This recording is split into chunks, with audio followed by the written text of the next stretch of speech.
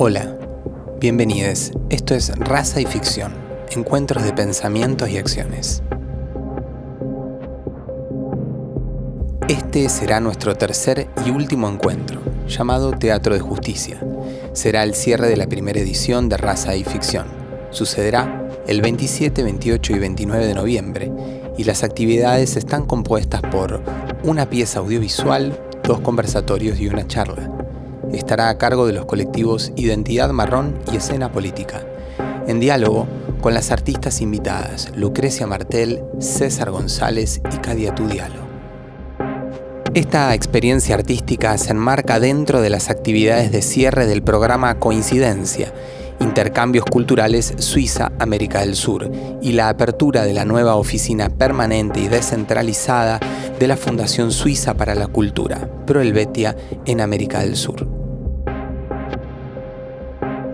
Escena Marrón. Los colectivos Identidad Marrón y Escena Política presentan una serie de piezas audiovisuales que registran las acciones antirracistas que ambos colectivos realizaron en las inmediaciones del Teatro Colón, la Escuela Presidente Roca y el Palacio de Justicia de la Nación, edificios emplazados en la Plaza Lavalle de la ciudad de Buenos Aires.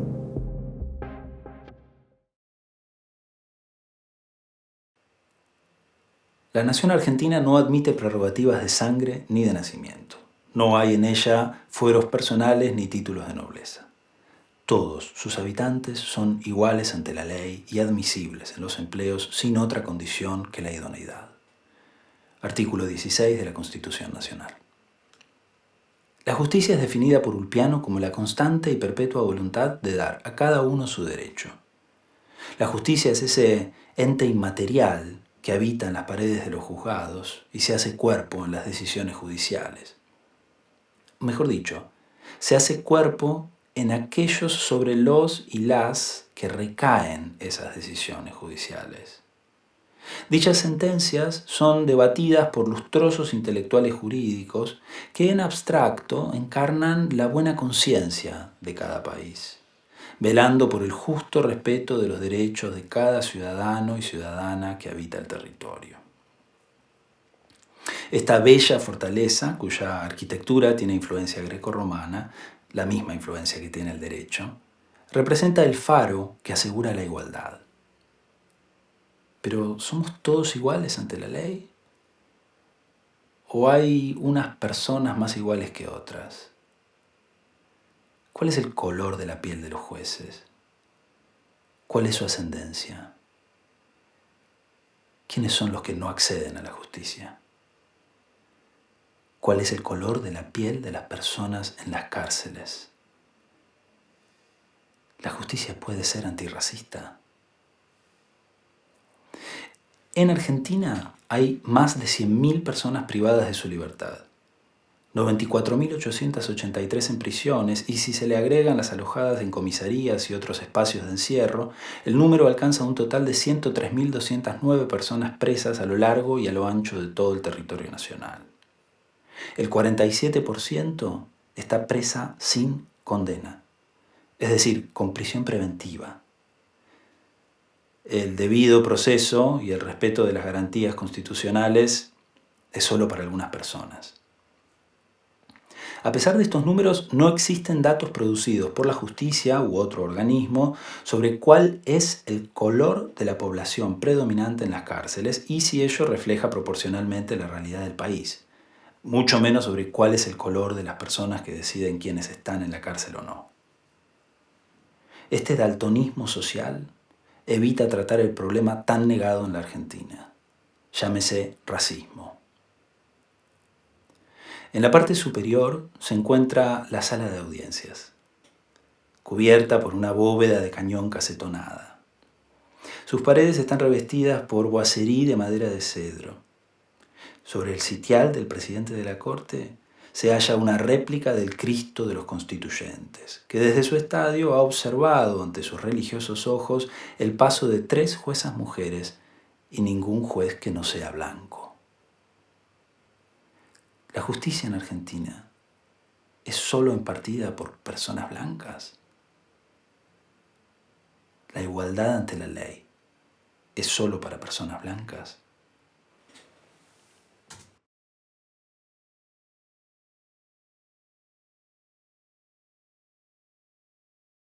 ¿Usted cree que hay racismo en Argentina?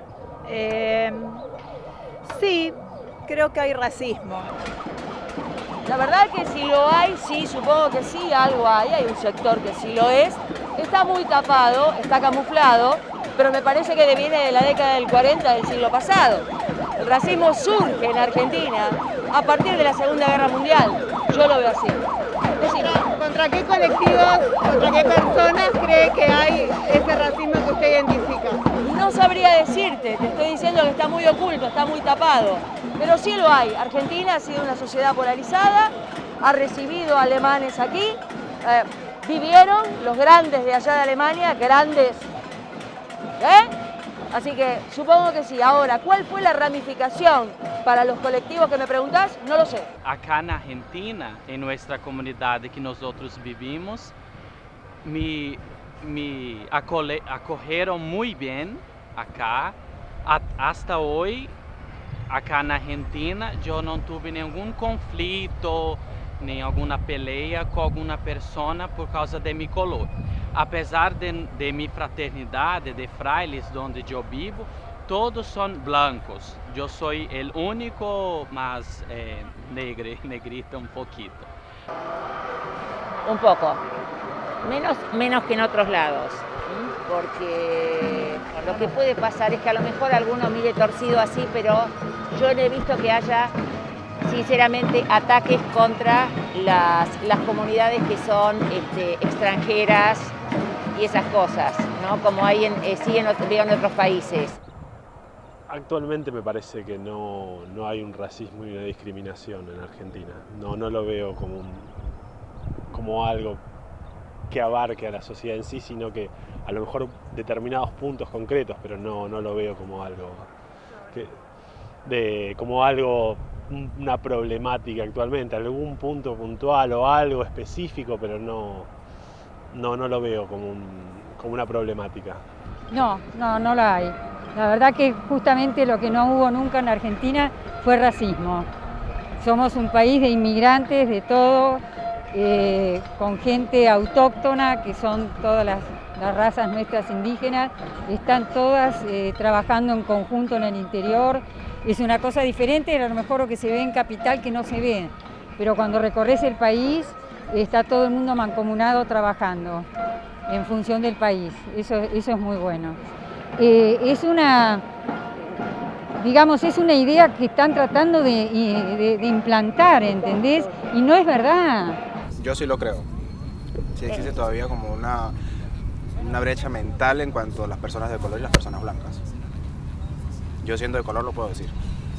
Por ejemplo, hoy en la noche la gente se puede cruzar de acera cuando me ve, más que todo la gente grande, cómo se refieren a la gente como los negros esos, o sea, sí, obviamente hay, por supuesto, racismo. Actualmente yo pienso que no es tan marcado el tema del racismo, e incluso hay mucha inclusión, se puede decir. En comparación con otros lugares sí hay mucha inclusión. Por mi parte no, y un montón de gente que conozco tampoco. Sí, yo creo que hay bastante racismo en Argentina.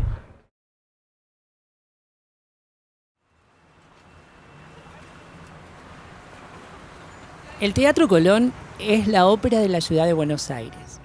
Fue un proyecto iniciado a fines del siglo XIX que, tras 20 años de construcción, fue inaugurado el 25 de mayo de 1908, siendo punta de lanza de la modernización que la Argentina abrazaría y uno de los lazos culturales más congruentes en la relación que el país ha establecido con Europa desde entonces.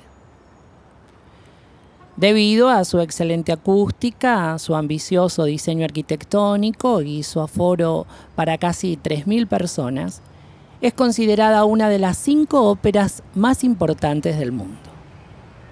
Pero el Teatro Colón no siempre estuvo aquí.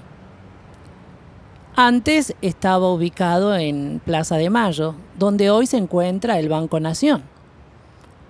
Allí funcionó desde 1857.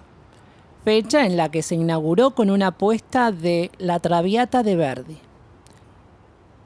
30 años más tarde se iniciarían las obras de desmantelamiento del viejo teatro para la construcción del banco y simultáneamente las obras para construir el actual Teatro Colón. Tal vez usted forme parte del selecto grupo de personas que cuentan con un abono para asistir al Teatro Colón regularmente, para estar presente en sus galas de honor, para asistir a los estrenos operísticos o del ballet, o tal vez no. Pero lo que es seguro es que ir al Colón es algo más que ir al teatro. Es cierto que algunos se aventuran a visitar el Colón eventualmente, como si se tratase de un museo en el cual uno puede hacer una visita guiada. Pero eso no es lo mismo. Ir al Teatro Colón fue desde siempre, y lo sigue siendo, pertenecer a lo más selecto de la sociedad porteña. Es justamente estar a la altura de la alta cultura y especialmente de esa suprema invención del Renacimiento tardío que es la ópera.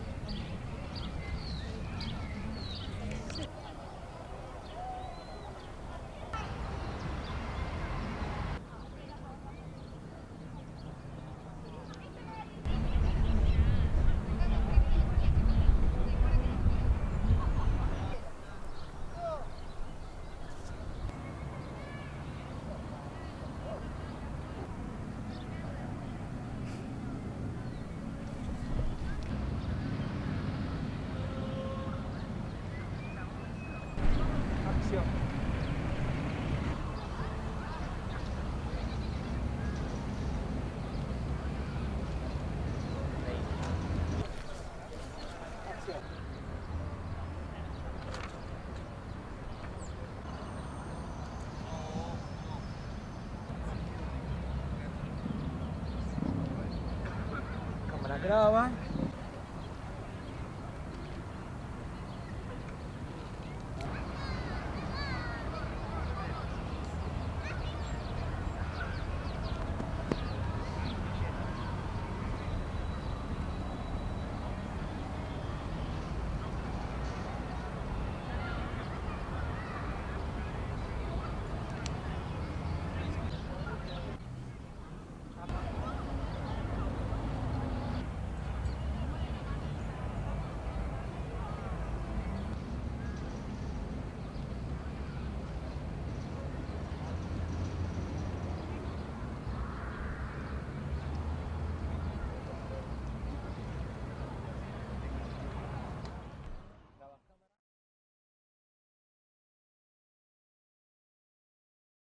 Explicándote un poco, no sé si lo leyeron bien, pero la palabra racismo viene de definición de concepto de raza. Yo creo que lo que más hay en la parte de la cultura, en la sociedad, todo es xenofobia.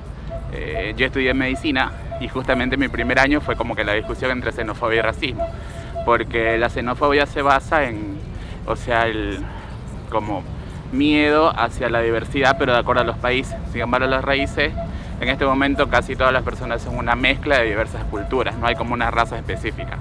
Por eso creo que no hay problemas de racismo, sino que de xenofobia y que la palabra está mal usada. Mucha diversidad cultural acá.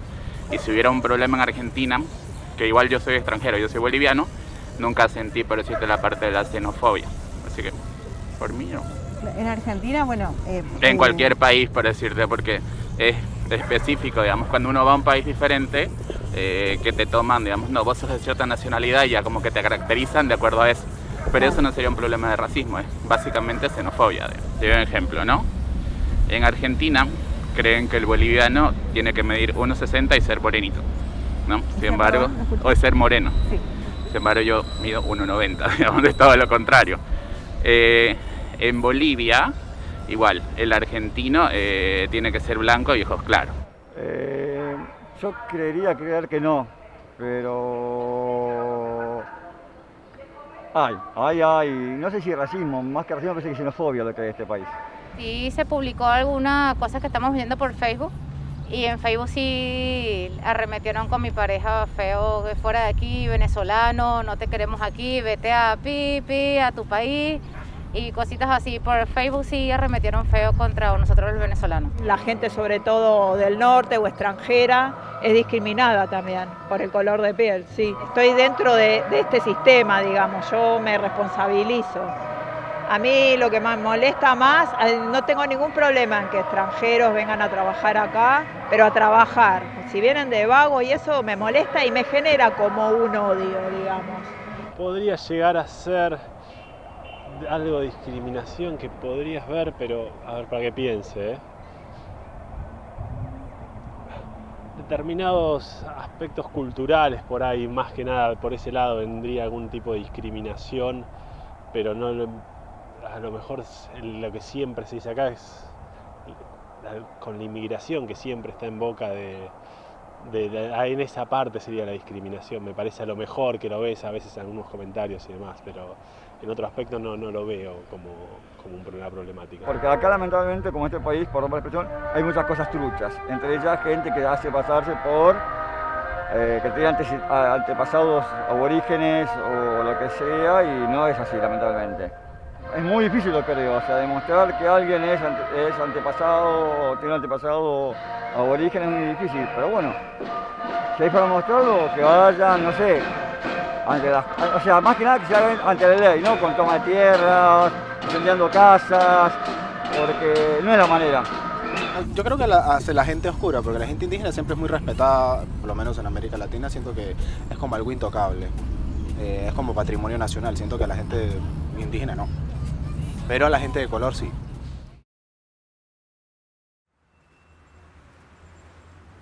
A medida que tomamos distancia de este edificio magnífico e imponente, cruzamos la Plaza del Vaticano hasta llegar a Plaza Lavalle, pleno centro de la ciudad. Y no podría ser más pertinente la cercanía entre el Colón y el Vaticano, ya sea de la mano de los Reyes Católicos y el Papa Alejandro VI, o bien siguiendo la forma en que el diseño urbano de la ciudad de Buenos Aires fue emplazando sus edificios, montando sus instituciones y nombrando sus calles, al ritmo de una historia que todavía late bajo el asfalto caliente del centro porteño. La Plaza Lavalle está rodeada por nombres de personalidades, hechos y lugares que cumplieron un rol preponderante en la historia nacional, en cuyos subsuelos aún reverberan, sin ser nombrados, algunos eventos. Circundada por la avenida Córdoba y las calles Talcahuano, Lavalle y Libertad, la plaza es atravesada por las calles Viamonte y Tucumán. Era, en la provincia de Tucumán, la más pequeña y más densamente poblada de nuestro país, donde terminaba el Imperio Inca, según las crónicas coloniales. Y fue allí donde se declaró en 1816 la independencia de lo que hoy conocemos como Argentina, que en ese entonces se daba en llamar Provincias Unidas en Sudamérica. Si seguimos por Libertad hasta Tucumán, encontramos otro edificio que se destaca, la Escuela Primaria Presidente Roca. Oriundo de la provincia de Tucumán y 2 veces presidente de la Nación, Julio Argentino Roca consolidó un liderazgo que fue mucho más allá de los años de sus presidencias. Fue el máximo representante de la generación del 80 y el actor principal de la campaña del desierto, de la que vamos a hablar en breve, mientras que el Teatro Colón todavía estaba en obra. En aquel entonces los mandatos presidenciales comenzaban justamente el 12 de octubre, fecha que sin duda Colón hubiera celebrado junto a Roca. Tal vez sea por eso que los 2 edificios están tan próximos uno del otro. Una fecha asimismo que la Madre España ha sabido celebrar como el Día de la Raza, el Día de la Raza Española o el Día de la Hispanidad hasta llegar a la actual Fiesta Nacional de España. Pero bueno, España queda tan lejos y el 12 de octubre de 1492 pasó hace tanto. La Escuela Presidente Roca es uno de los máximos exponentes de la monumentalidad arquitectónica de esta ciudad. Está concebida como un templo del saber. Su lenguaje grecorromano exhibe un pórtico imponente, resueltos con pilastras y columnas jónicas y un severo orden dórico en los lados del edificio. El proyecto arquitectónico de esta escuela data de 1901, es decir, durante el segundo mandato presidencial del mismísimo Roca. Saliendo de la escuela cruzamos calle Libertad y, yendo derecho por Tucumán, después de cruzar Plaza Lavalle, llegamos al Palacio de Justicia de la Nación. Este edificio, al igual que el Teatro Colón, está caracterizado por el eclecticismo arquitectónico propio de fines del siglo XIX y principios del siglo XX, momento en que la cultura europea todavía no había conseguido consolidar un estilo original que expresara los tiempos modernos. No obstante lo cual, a nivel cultural, la visión occidental ya estaba instalada como valor universal y hacia allí se dirigía Roca.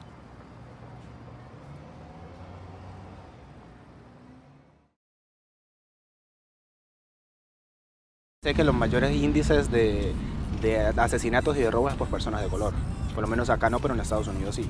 Entonces sé que también eso viene con la cosa cultural, que la gente de color viene desde muy abajo, capaz no tiene el índice de personas con color adineradas es muy poco, entonces ahí se puede originar como ese desnivel o desequilibrio. Con el color de piel, pero no tanto con las clases sociales y entre mujeres también, y varones, entre los distintos géneros.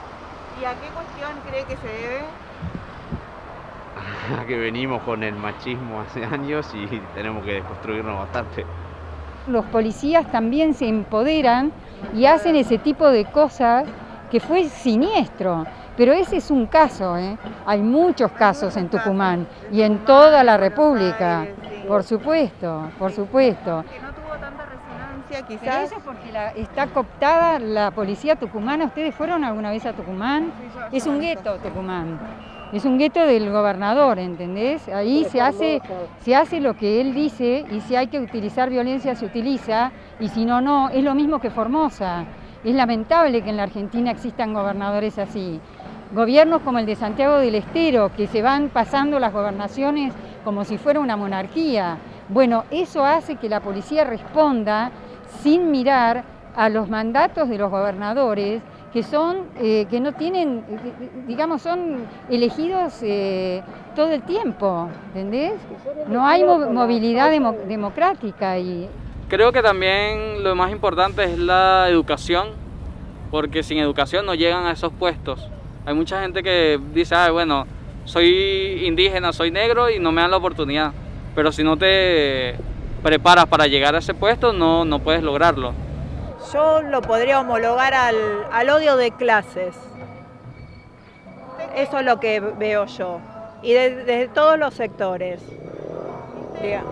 Yo me siento discriminada muchas veces en las manifestaciones, porque me dicen cheta, oligarca, sos rica, sos rubia. Entre clases sociales creo que hay una diferencia bastante grande. La riqueza está muy repartida muy mal en Argentina, entonces ahí es donde más se nota la discriminación. Entonces, con la cuestión del racismo no había problema, el problema era alguna diferencia de género. Supongo que cualquier tipo de racismo es un sentimiento que no tiene nada que ver con una conducta social. Lo que habría que cambiar es la mentalidad de las personas que lo son, ¿me explico?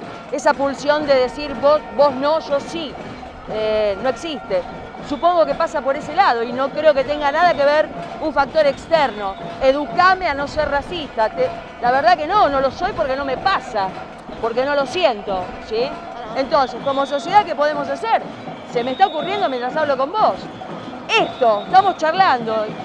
¿Pensás como yo? Quizás sí, quizás no. ¿Qué hacemos? Estamos charlando. El diálogo sobre todas las cosas. Siempre.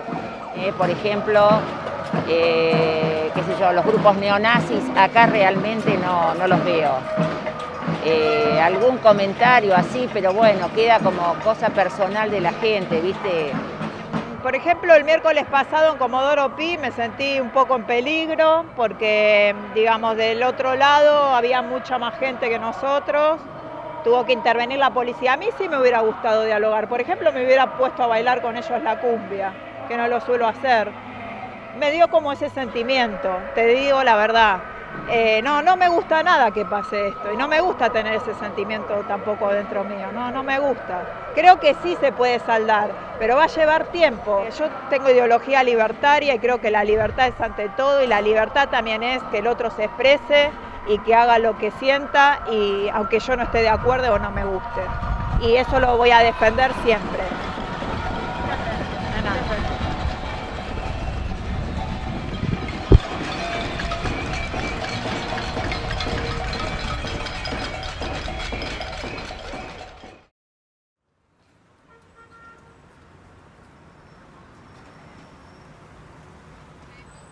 Durante los primeros años del 1800, toda esta área fue un terreno baldío, un basural.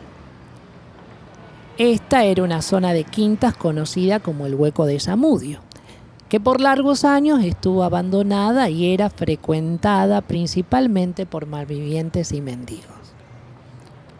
Aquí supo haber una laguna y un arroyo llamado Tercero del Medio, que pasaba por donde hoy corre la calle Libertad y que solo podía ser cruzado a través del que era conocido como el Puente de los Suspiros. Que más que un homenaje al famoso puente veneciano, este nombre daba cuenta de que era una zona de posada. Es decir, habitaciones anexas a ciertos célebres cafés que oficiaban de refugio de los malandrines que eludían las caricias de la policía, pero no las de las prostitutas. En 1822 es que el Hueco pasa a llamarse Plaza del Parque, porque después de esos años de abandono se instala aquí. No. Aquí se instala el Parque de Artillería. Sí, donde hoy está el Palacio de Justicia de la Nación. En el mismo funcionaba la fábrica de armas del ejército, un depósito de pólvora y las instalaciones necesarias para albergar al regimiento. Estamos en 1822. Para ese entonces se había disuelto el gobierno nacional y se ingresaba al periodo de autonomías provinciales. A esta altura no había noticias ni del Teatro Colón, ni del Palacio de Justicia, ni siquiera qué roca se construiría esta escuela. Pero lo que se iba cociendo a fuego lento era la expansión del territorio. Campaña tras campaña, el ejército de la recientemente fundada provincia de Buenos Aires empezaría un largo y sangriento proceso de expansión hacia el sur del río Salado, donde hoy se ubica justamente el partido de La Matanza.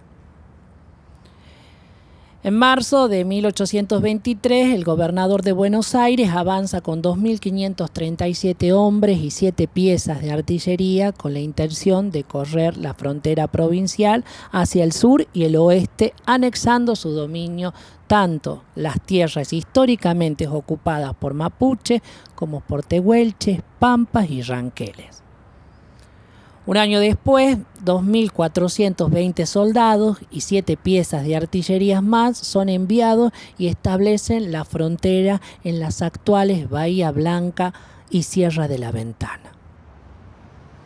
Entre 1823 y 1885 pasaron numerosas campañas militares que se dirigirían al llamado desierto. Que más que desierto, estaba poblado y eran las tierras más fértiles de todo el país.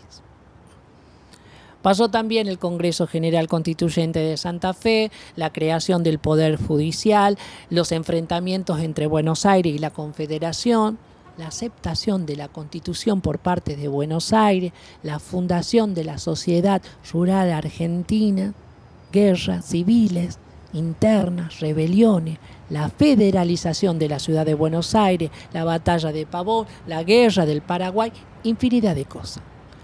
La mayoría de ellas, conflictos armados. Sables, bayoneta, revólveres, fusiles de chispa, fusiles de retrocarga, obuses, morteros, cañones rayados. Ese era el armamento que se fabricaba y se almacenaba aquí antes de que se instalara el Palacio de Justicia, armamento que luego se repartiría en los regimientos o se llevaba a algunos de los cientos de fuertes y fortines donde se defendía la frontera nacional. Desde donde esos ejércitos de ocupación exterminaron, apresaron, sometieron, esclavizaron y expulsaron a las poblaciones originarias, robándoles sus tierras y los recursos naturales que configuraban su base de sustentación económica y sociocultural. ¿Todo para qué? Para configurar una nación blanca y cristiana, dominada por una oligarquía agraria y terrateniente. Es a mediados del siglo XIX que el proceso de formación del Estado Nacional, en consonancia con la incorporación de los pagos pampeanos al territorio nacional para la producción de alimentos para el mercado mundial, da lugar a un profundo viraje en la política hacia los pueblos originarios. El mismo consistió lisa y llanamente en su negación como ciudadanos del nuevo Estado, dando paso a la célebre campaña del desierto liderada por Julio Argentino Roca y abocada al exterminio indígena. Estas campañas son una gesta fundacional para la narración blanca de la historia argentina, que pone una pátina de épica al disciplinamiento social de los pueblos sobrevivientes y su explotación como la mano de obra principal del capitalismo agroforestal impulsado por la clase dominante. Dominio detentado por poco más de 500 familias que recibieron de manos del Estado Nacional las 18,5 millones de hectáreas expropiadas a los pueblos originarios, estableciendo así la estructura latifundista que prevalece hasta la fecha. De esta manera, la narrativa blanca de la historia nacional, con un racismo estructural y fundante, construye una matriz productiva y sostiene a los dominadores en su dominio y a los dominados en su dominación. Este era el plan de la generación del 80, que por supuesto comenzó a ejecutarse antes de ser siquiera parcialmente enunciado y del que aún somos testigos de su continuidad. 1890. Este lugar todavía es la Plaza del Parque. Y el Parque de Artillería. En el mes de julio este lugar va a ser el epicentro de los enfrentamientos de la llamada Revolución del Parque. Los rebeldes que respondían a Leandro N. Alem y al expresidente Bartolomé Mitre se levantaron en armas contra el presidente Juárez Celma. Un presidente civil, un político de corte liberal y, como era de esperarse, aristocrático. A esto habría que sumarle que era el concuñado de su predecesor, que no es otro que Julio Argentino Roca. Así que todo queda en familia. Si bien Juárez Celma logró contener el levantamiento que dejó un saldo de más de 100 muertos, la crisis económica y social lo llevaron a renunciar. Más tarde, Bartolomé Mitre traicionaría a Alem y haría un acuerdo con Roca, quien para los últimos años del siglo XIX regresa a la presidencia de la nación.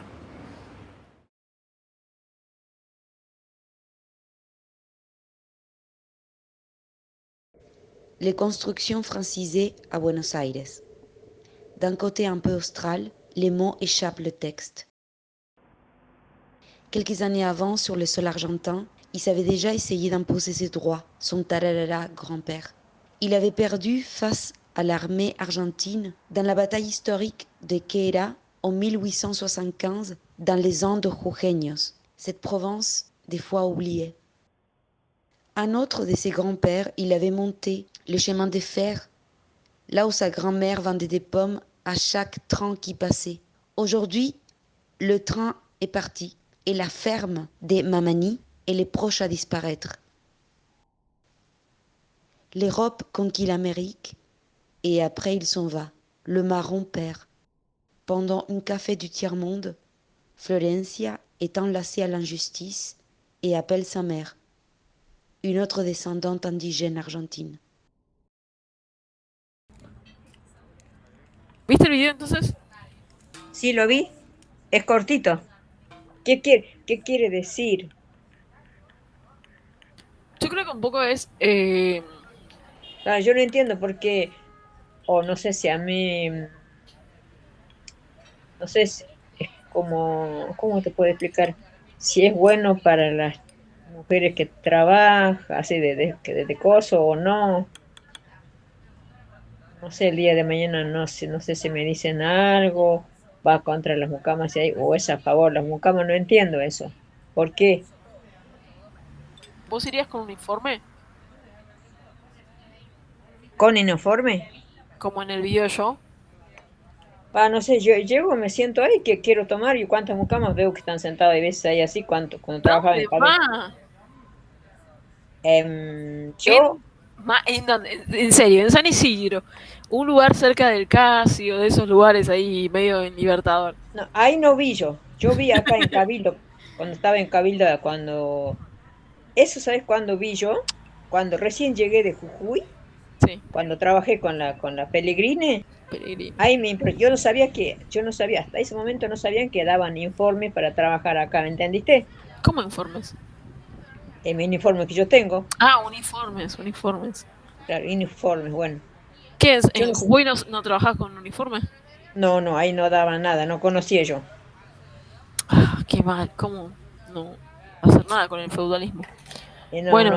No sabía yo. Entonces cuando llegué acá a Buenos Aires, y la Celia sí trabajaba con uniforme, ahí sabía ya.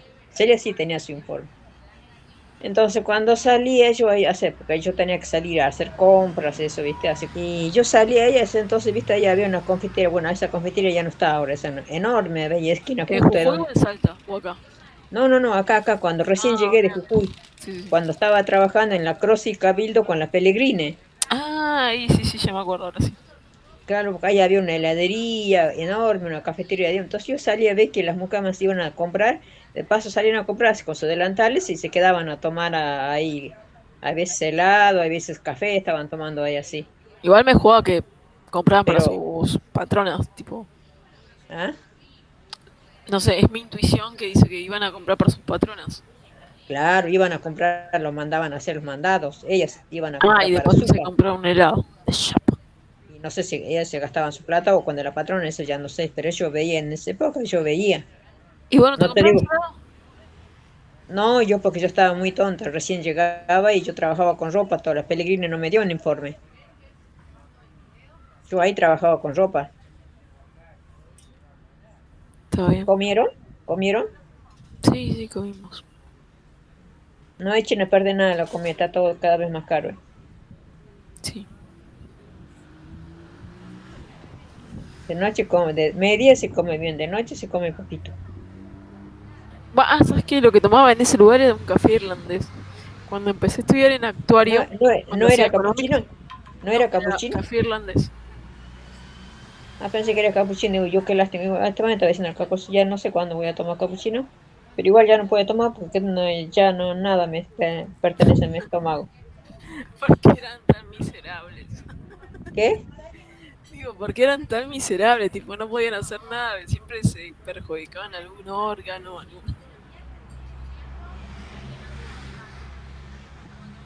Así.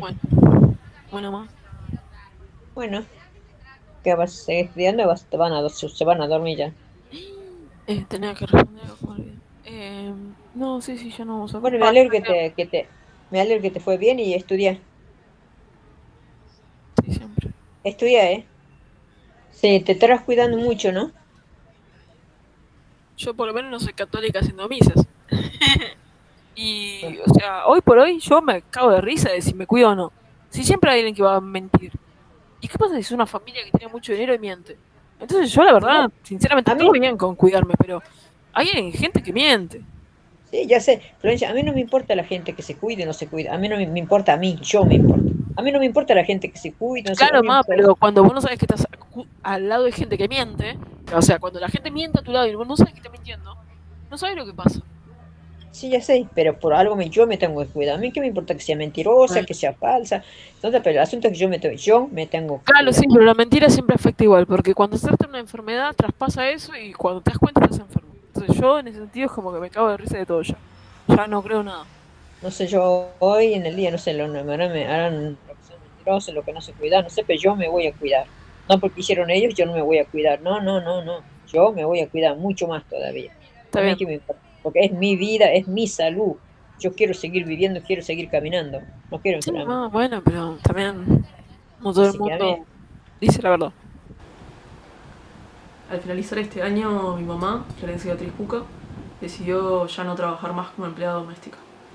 Ella dedicó más de 50 años de su vida trabajando para las familias más aristócratas de Argentina. Algunas incluso son parte de la sociedad rural, algunas tienen mausoleos en algunos cementerios distinguidos de la ciudad de Buenos Aires o Jujuy, Salta. Durante esos más de 50 años, muchas de estas familias, no digo todas, pero su gran mayoría, no dieron aportes a mi mamá.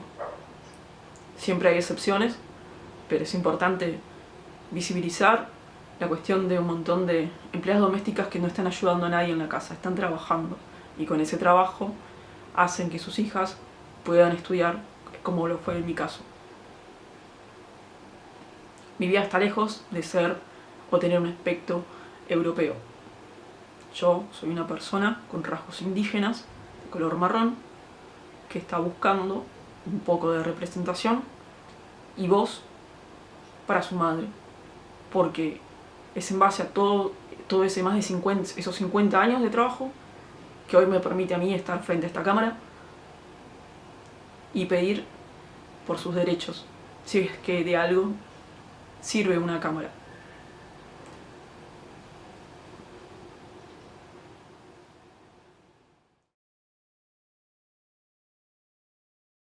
Sí, por supuesto, o sea, se ve todo el tiempo, se ve en los colegios, mismo en las cosas del Estado, nada, sí está como re presente en todo lo que es, sobre todo también las clases sociales. Adhiero mucho a lo que dicen.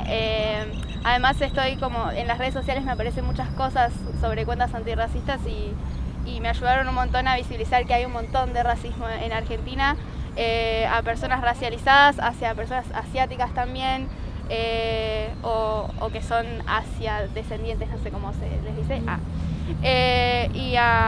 Claro, a todo lo que no sea venido de Europa, blanco, y sí, en todos los espacios, y mismo, no sé, en los medios, o sea, no se ve gente representada, porque es como que hay un racismo estructural, que es algo también de lo que se habla, que no les dan espacios a esas personas y que ya hay racismo desde las instituciones.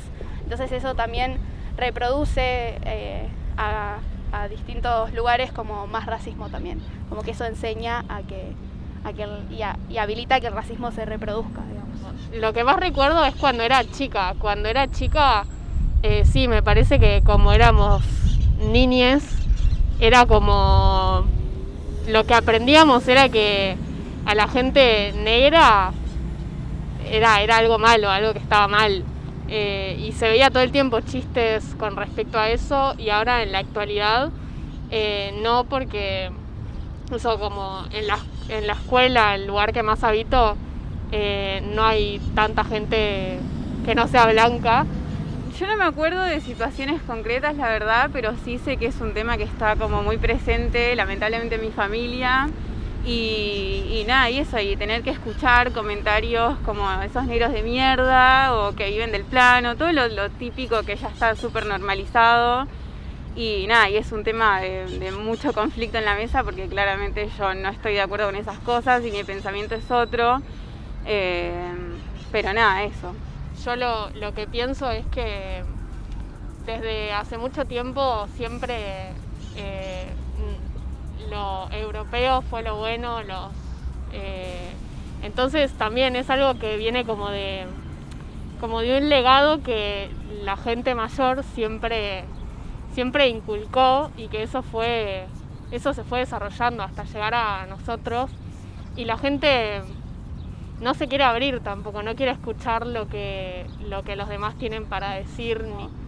El poder sobre otras comunidades que no sean las blancas, entonces como que desde ahí se siguió perpetuando, y siempre desde el poder, como en el poder siempre hay personas con ese pensamiento, eso como que se distribuye al resto de la población, y también como que no sé, como hay mucha gente que no se lo plantea, eso se sigue naturalizando y se sigue reproduciendo hasta quizás sin saber que es tan grave y que viene desde un lugar racista y opresor, digamos. No sé mucho de mis raíces, pero sí, o sea, sé que soy una persona blanca y que tiene bastantes privilegios, como que sí, eso, una persona blanca privilegiada, más o menos. No sé como de mi ascendencia, pero sí sé que tengo un privilegio por tener este color de piel.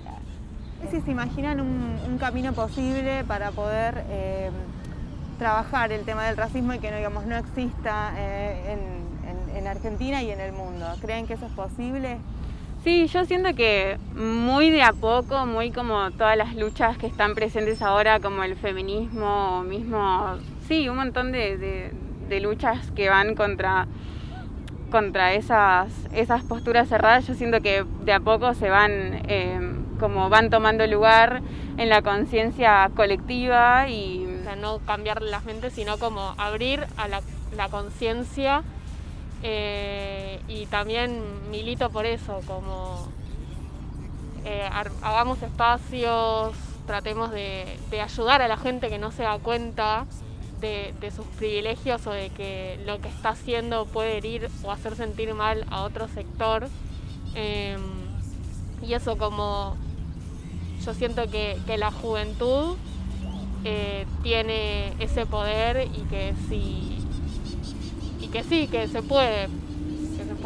No, yo desde mi lugar, por ejemplo, estoy en un centro de estudiantes, y como que habilitaría espacios a que venga gente que sabe del tema y que lo viene hablando hace un montón, a que puedan ser escuchados por el colegio y por todos los espacios, nada, generar esos espacios donde se pueda debatir y donde se pueda reflexionar, como que no sea algo de, bueno, ustedes tienen que pensar esto, sino que se pueda visibilizar, como que, nada, eso que sí, que se pueda reflexionar, y eso desde mi lugar, y también como militar para que se visibilice la importancia de esos espacios también, como no solo generarlos yo, sino invitar a que más personas los puedan generar también.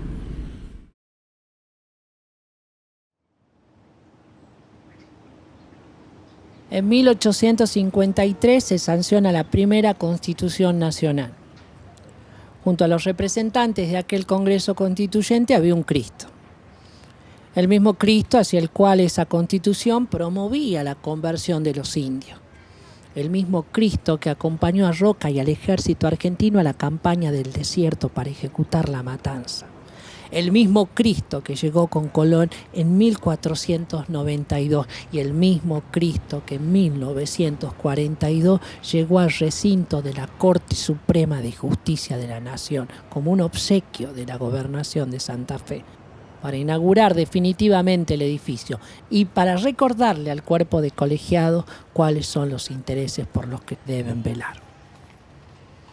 Si parece una coincidencia por lo menos atinada que la Plaza del Vaticano esté junto al Colón y que la Escuela Presidente Roca los acompañe, ¿qué podríamos agregar al hecho que el Palacio de Justicia se encuentra en el mismísimo lugar donde el ejército argentino fabricaba las armas para exterminar a ese extranjero de su tierra que era el indio? Esta es la frontera para el marrón. Y no porque los marrones hayan cruzado la zanja de Alsina, la muralla criolla del parapeto nacional y su línea de fuertes y fortines, o los miles de obstáculos sembrados desde la periferia al centro, sino porque de hace tiempo las fronteras se juegan en otros planos que van más allá de las armas. El fortín de la justicia blanca, es la frontera definitiva del desierto racista en el que estamos.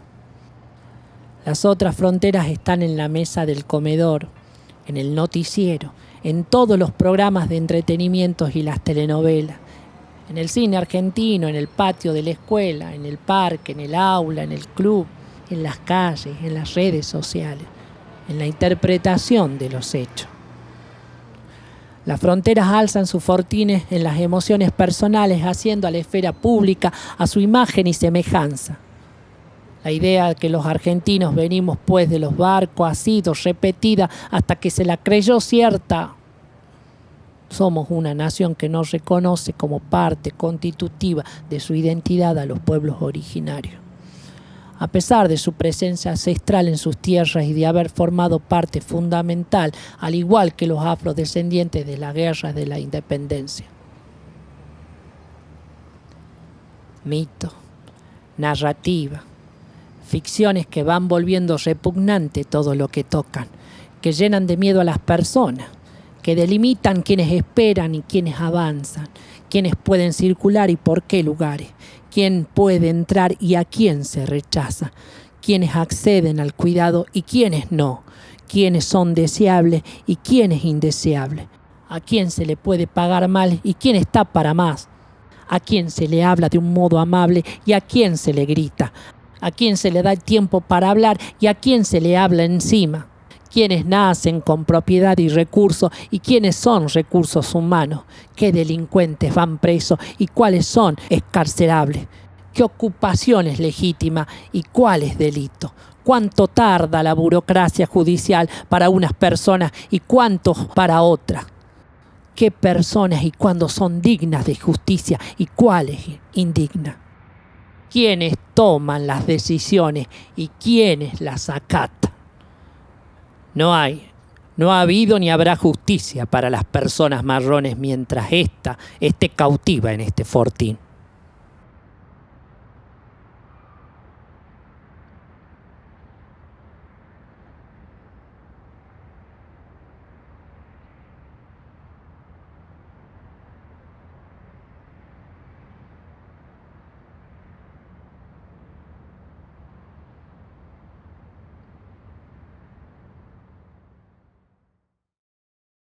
Gracias por acompañarnos en la transmisión de hoy.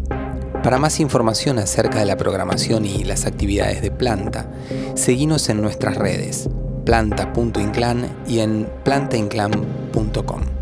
Hasta pronto.